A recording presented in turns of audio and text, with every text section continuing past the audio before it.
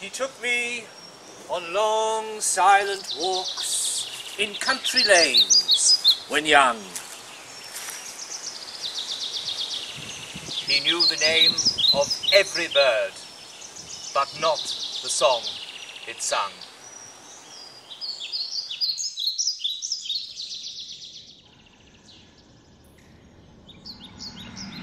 And when he could not hear me speak, he smiled and looked so wise, that now I do not like to think of maggots in his eyes.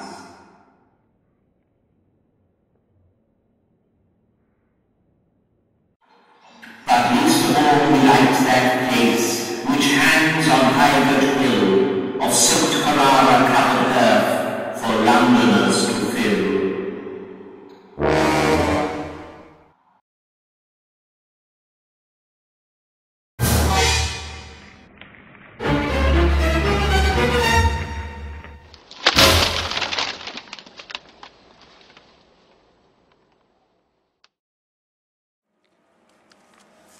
Ah, what have you found here?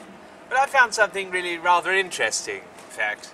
This is a very, very good example of what we call London clay. Now, the deaf man in the poem is letting his mouth wide open to let this stuff come in. Let me show you the consistency of it. That's not like normal earth, is it? In fact, it's so tough it's just broken my divining stick.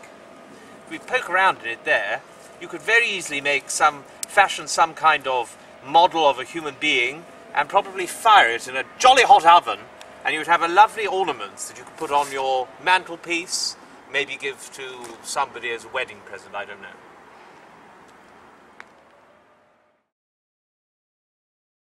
He would have liked to say goodbye, shake hands with many friends.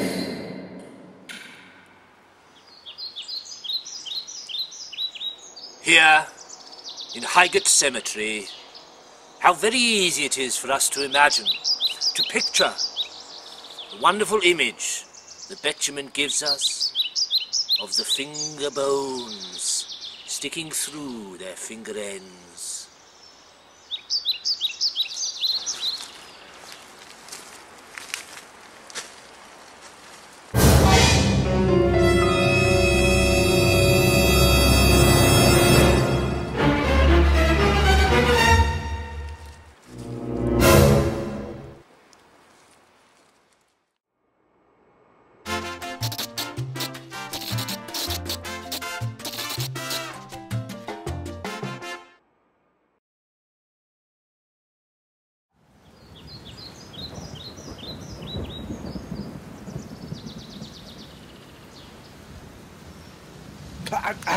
Yes.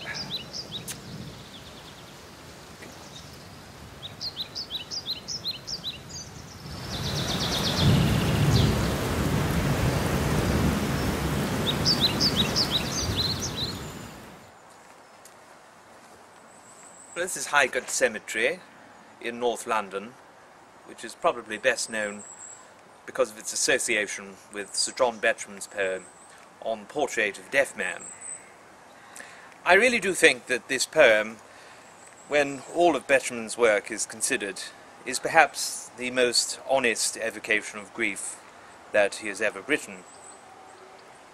When we think of the recently deceased and their decaying forms, we are naturally quite horrified, but I'm not horrified by this poem. It's really quite delightful. It's a poem about juxtaposition. I don't think any scholar could argue on that point at all.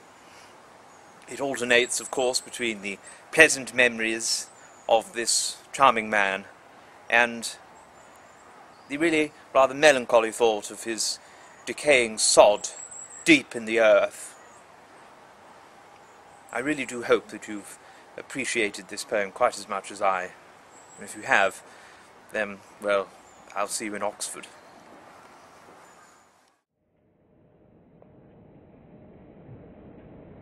The kind old face, the egg-shaped head, the tie discreetly loud, the loosely fitting shooting clothes, a closely fitting shroud.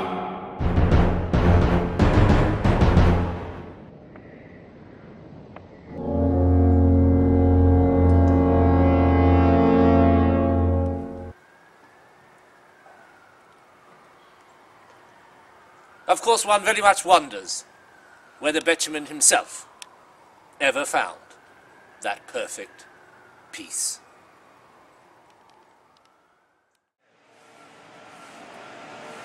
He liked old city dining rooms, potatoes in their skins, but now his mouth is wide to let the London clay come in.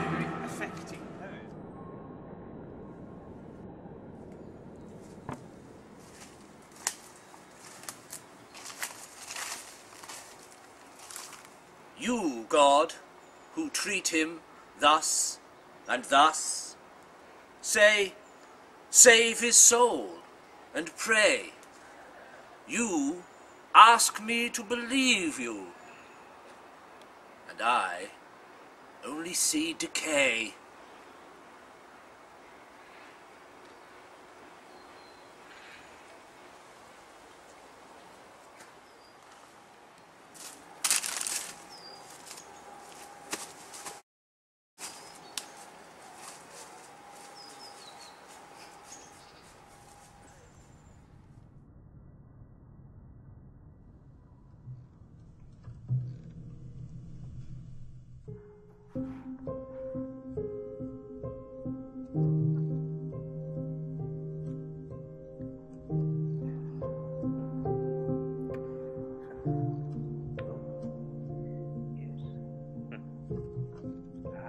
Yes. A berry.